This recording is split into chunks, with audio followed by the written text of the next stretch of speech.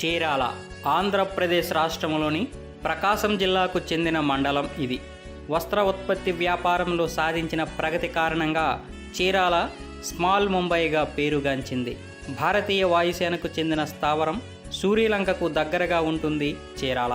చీరాల చరిత్ర చూసినట్లయితే 12వ శతాబ్దంలో పలనాటిని పాలించిన హైహైవ వంశ పాలకుడైన అనుగురాజు బ్రహ్మనాయుడితో కలిసి పరివార సమేతంగా పాత చీరాలకు వచ్చినప్పుడు చెన్నకేశవ స్వామి విగ్రహాన్ని స్వామి దేవేరులు ఆయుధాలతో సహా ఇచ్చి వెళ్ళాడు. 11వ శతాబ్దంలో చోళులు కట్టించిన పురాతన ఆదికేశవ స్వామి గుడి ప్రస్తుతం జీర్ణస్థితికి చేరుకోగా వాడరేవులోని శ్రీ లలితానంద ఆశ్రమానికి చెందిన శ్రీ అరుళానంద స్వామి ఆధ్వర్యంలో పునర్నిర్మాణం జరుగుతోంది.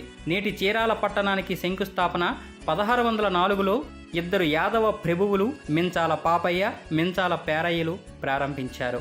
ఈ పట్టణం పాత చీరాలకు అసలు పేరైన శుద్ధనగరం నుండి ఏర్పడింది. చీరాలను మొదట శుద్ధనగరం అని పిలిచేవారు.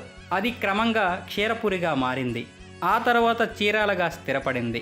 మద్రాసు ప్రాచ్యలిఖిత భాండాగారంలోని రికార్డు ప్రకారం శుద్ధనగరాన్ని కాకతీయ గణపతి దేవ చక్రవర్తి వద్ద మంత్రిగా ఉన్న గోపరాజు రామన్న చీరాల అనంతరాజుకు 1145లో దానమిచ్చాడు.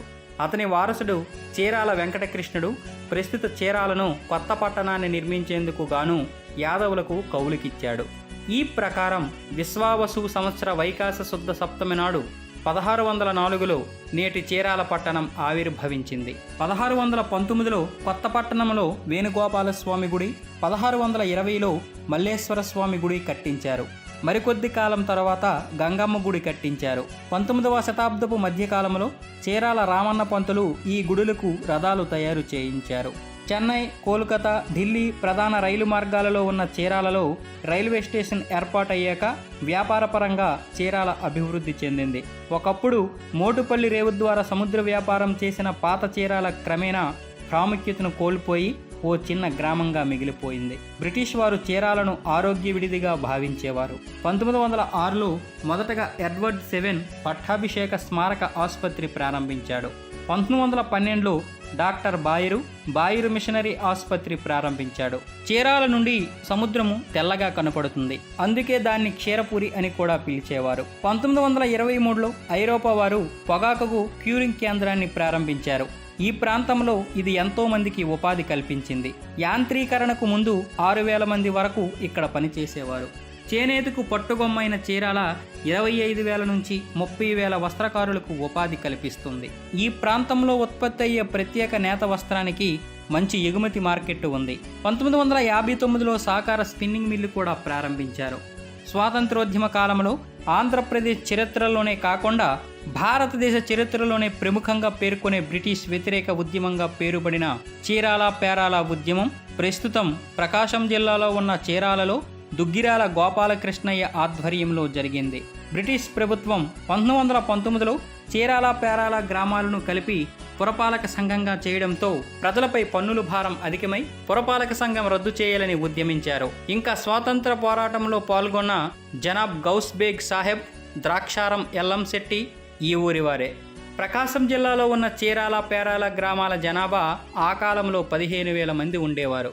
జాండ్రపేట, వీర రాఘవపేట గ్రామాలను చీరాల పేరాలతో కలిపి చీరాల యూనియన్ అని వ్యవహరించేవారు. ఈ యూనియన్ నుంచి ఏడాదికి 4,000 రూపాయలు వసూలయ్యేవి. మద్రాసు ప్రభుత్వం 1919లో చీరాల పేరాలను మున్సిపాలిటీగా ప్రకటించింది. పన్ను ఏడాదికి 40,000 రూపాయలు అయ్యింది. సౌకర్యాలు మాత్రం మెరుగుపడలేదు. ఇక్కడ ఉన్న నేత పనివారు, చిన్న రైతులు పన్ను చెల్లించలేక మున్సిపాలిటీని రద్దు చేయాలని ప్రభుత్వానికి ఎన్నో వినతి పత్రాలు సమర్పించారు. ఫలితం లేకపోయింది. దాంతో వారు దుగ్గిరాల గోపాలకృష్ణయ్య నాయకత్వంలో ఆందోళన ప్రారంభించారు. గోపాలకృష్ణయ్య 1000 మంది సభ్యులతో రామదండు అనే వాలంటరీ సంస్థను ఏర్పాటు చేశారు. విజయవాడ కాంగ్రెస్ సమావేశాల సందర్భంగా గాంధీ గారు వచ్చినప్పుడు గోపాలకృష్ణయ్య ఆయనకు సమస్య వివరించాడు. గాంధీ చీరాలను సందర్శించి ఊరు ఖాళీ చేసిపోతే మున్సిపాలిటీ దానంతటదే రద్దవుతుందని సలహా చెప్పాడు. గోపాలకృష్ణయ్య చీరాల పేరాల ప్రజలను ఊరి ఖాళీ చేయించి దాని పొలిమేర అవతల రామ్నగర్ పేరుతో కొత్త నివాసాలు ఏర్పరిచాడు. అక్కడ 11 నెలల పాటు కష్ట నష్టాలని అనుభవించారు ప్రజలు. ఉద్యమానికి కావలసిన విరాళాలను సేకరించడానికి గోపాలకృష్ణయ్య బరంపురం వెళితే ప్రభుత్వం ఆయన్ని నిర్బంధించి 1 సంవత్సరం పాటు జైలు శిక్ష విధించింది.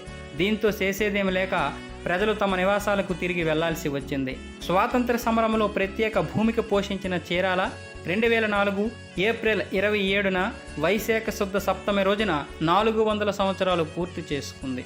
ఇక్కడ విద్యా సౌకర్యాలు ప్రస్తుతం ఎన్ఆర్ఎండ్పి మున్సిపల్ ఉన్నత పాఠశాల 1912లో ప్రథమాంగ్ల పాఠశాలగా స్థాపించబడింది. చారిత్రాత్మక చీరాల పేరాల స్వాతంత్ర్య పోరాటంలో గాంధీ సూచన మేరకు దుగ్గిరాల గోపాలకృష్ణయ్య నాయకత్వంలో 18,000 ప్రజానీకమంతా పట్టణాన్ని వదిలి వెళ్లిపోవడం వలన ఈ పాఠశాల 1921లో మూతపడి మళ్ళీ 1924లో మున్సిపల్ మిడిల్ స్కూల్గా పునఃప్రారంభించారు.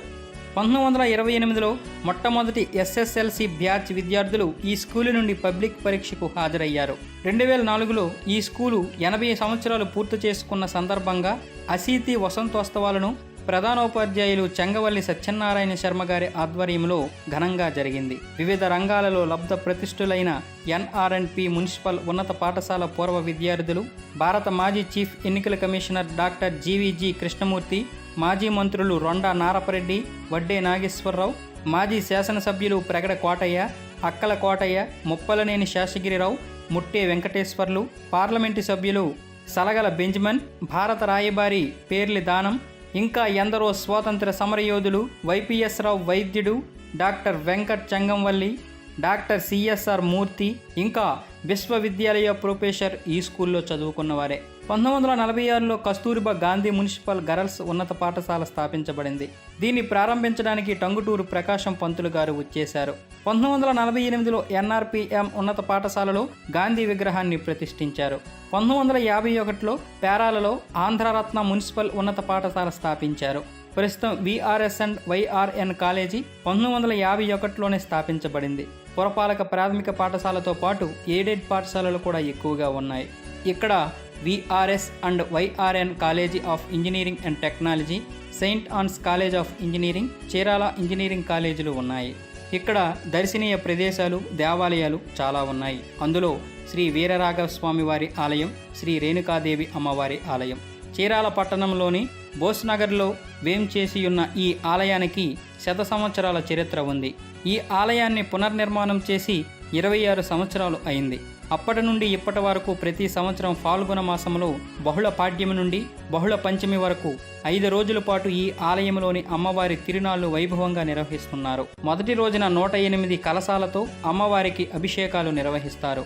2వ రోజు సాయంత్రం సామూహిక కుంకుమార్చనలు, 3వ రోజు సాయంత్రం అమ్మవారి తిరునాళ్ల మహోత్సవం, 4వ రోజున అమ్మవారికి 108 రకాల ప్రసాదాల నైవేద్యం, 5వ రోజున అన్న సంతర్పణ, హారతల సమర్పణతో ఉత్సవాలు ముగింపుకు చేరుకుంటాయి. ఈ వేడుకలకు గుంటూరు, ప్రకాశం జిల్లాల నుండి భక్తులు అధిక సంఖ్యలో వస్తారు.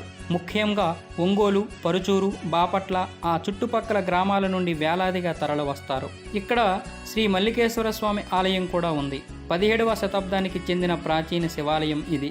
ఇక్కడ స్థల పురాణం ప్రకారం ఈ ఆలయాన్ని అగస్త్య మహర్షి ప్రతిష్ఠించాడని చెబుతారు.